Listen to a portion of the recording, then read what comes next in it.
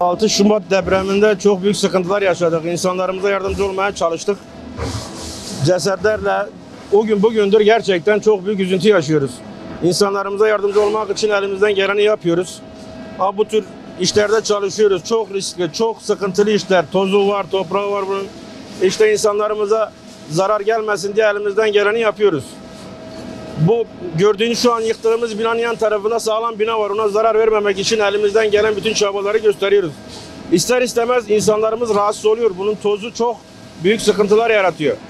Tankerci arkadaşımız gidiyor, tankeri getirip boşaltıyor. Dolum arasında gene insanlarımız bize sıkıntı yaratıyor. Çalışamıyoruz. Yani biz de çok büyük sıkıntılar yaşıyoruz ama sonuçta birbirimize yardımcı olmak zorundayız.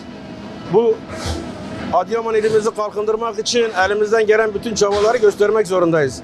İnsanlarımız birbirimize yardımcı olmadığımız süre içerisinde ne ben iş yapabiliyorum, ne arkadaşlarımız düzgün bir iş yapabiliyor. İşlerimiz gittikçe bir günde bitirmemiz gereken işi 2-3 güne yapıyorlar, erteliyorlar. Bunun için biz birbirimize yardımcı olmak zorundayız.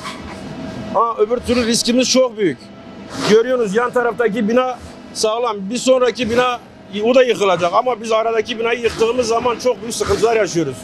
Yani çok büyük sıkıntılar yaşamamızın sebebi de bu binanın yanında yan taraf binası da yıkılma ihalede gözükürse çok güzel bir şekilde, sıkıntısız, sorunsuz bir şekilde bu işler çözülür.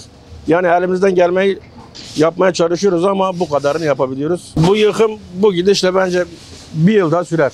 Çünkü ihalelerimiz yapılmamış daha.